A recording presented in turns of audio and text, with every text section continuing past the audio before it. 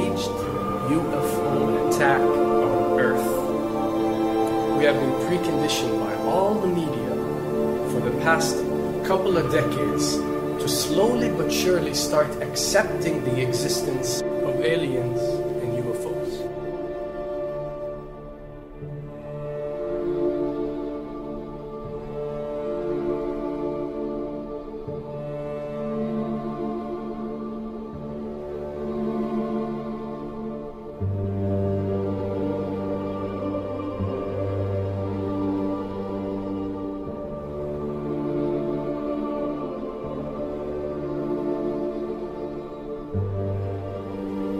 I can tell you right now that 99% of every UFO sighting that has ever taken place has actually not been an unidentified flying object, because this has always been military technologies.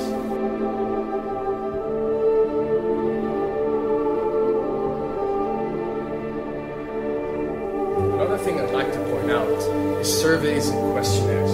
You know, we get surveys and questionnaires all the time, sent out by the state or by the government or by our rulers and our officials and so on and so forth. Do you really think that these ruling powers care about what you think? Do you really think that they're waiting to ask you and receive your answer before making a decision? What happens with these questionnaires is that they are released. For example, what country do you think the US should attack next? And if it yields back results like 70% of the US population believe Iran is the next country that should be attacked, this is actually a study conducted for the effectiveness of the media propaganda that they are using. So when they get such results, they look at it and they be like, all right, amazing. Our media propaganda is working. We are purposely trying to manipulate people to think that Iran should be the next one, and check out the survey results. We're doing a great job in propaganda. That's what it's all about. And if the results come back and they aren't up to par, so let's say 20% want war with Iran and 80% want actual peace, they say, okay, so now we have to go and rework our media propaganda and make it more effective so these percentages change. Why am I saying this? Because of the UFO phenomena. Since the 60s, the amount of people who believe in extraterrestrials have skyrocketed, and are only increasing day by day in our modern world. This only confirms the success and the plans that are taking place to first manipulate you to believe in UFOs, and second, to conduct a UFO attack that is going to force the whole world to unite to fight off this enemy and accept the New World Order. A former Canadian government official is warning we may be on the verge of intergalactic war, saying, quote, the Bush administration has finally agreed to let the military build a forward base on the moon, which will put them in a better position to keep track of the comings and goings of visitors from space, and to shoot at them if they so decide. I was introduced to the late Dr. Wernher von Braun, in the U.S., the father of rocketry. In my first meeting with him, during that first 3.5 hours, he said to me, Carol, you will stop the weaponization of space, because there is a lie being told to everyone that the weaponization of space is now first being based upon the evil empire, the Russians. There are many enemies, he said, against whom we're going to build this space-based weapon system. The first of whom was the Russians, which was existing at that time. Then there would be terrorists. Then there would be third world countries. Now we call them rogue nations or nations of concern. Then there would be asteroids. And then he would repeat to me over and over.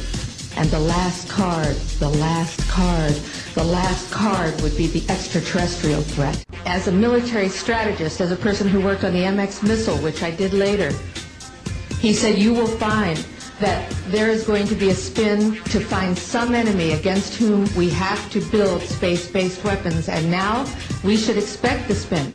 And that's the formula, except that it's all based on a lie. A supersonic saucer. Called the Silver Bug, it was truly revolutionary. The plans show in detail a multi-jet engine craft that boasted amazing maneuverability and speed. It's an intriguing thought that this concept may tie in with the work of the German scientists who brought saucer technology to the US at the close of the Second World War. What was needed were certain cover stories. What do you do when people are spotting aircraft and then telling reporters that they've seen something very unusual flying out of an airbase in Nevada? And frankly, this was the origin of a lot of the sightings that took place in the mid-50s, 1954, 55, 56, of unidentified flying objects, the UFOs. So the CIA was involved in encouraging people to believe that, yes, they saw UFOs, and the CIA and the military tried to be very helpful to reporters to get these stories out, to divert the attention of the country, and particularly the people in this region, about what they had actually seen. Mexican Air Force pilots capturing on videotape what are said to be 11, count them, 11 UFOs. The Mexican Air Force has released a video that some of you are going to find difficult to believe. A journalist says it shows images of UFOs tracking a Mexican military plane. So what's the truth about UFOs? The story of successive attempts to develop radically new forms of flight, conducted under the strictest secrecy, is inextricably bound up with our relationship with UFOs over the last 60 years. Whether it's Allied pilots buzzed by strange balls of fire in 1942, or the Roswell incident 5 years later, there is a strong case to be made that secret military technology offers a convincing explanation for many UFO stories. Anytime the government has secrets that they can keep from us, they can manipulate us by those secrets. In essence, they still remain 25 years at least ahead of us in technology, information, and knowledge, and secrets, and they are using them against us. I heard over the years many times over that the plan to usher in the New World Order would be to make all the people in this country and around the world feel totally helpless to prevent the New World Order from occurring, this world dominance plan, by saying that we had been invaded by aliens, so that we would say, oh, please, UN, come in and help us all. So bear in mind that there is a planned orchestration to get people to be submissive through the secret technology and information that they're keeping from you under the blanket of the so-called National Security Act.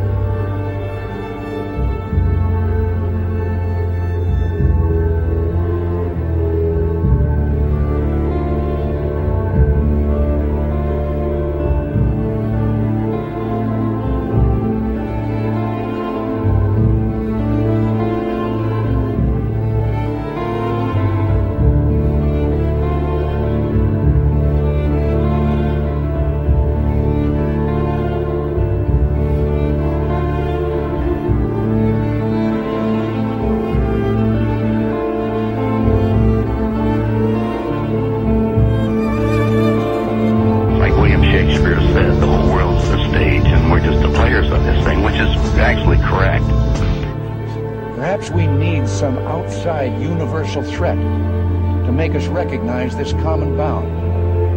I occasionally think how quickly our differences worldwide would vanish if we were facing an alien threat from outside this world.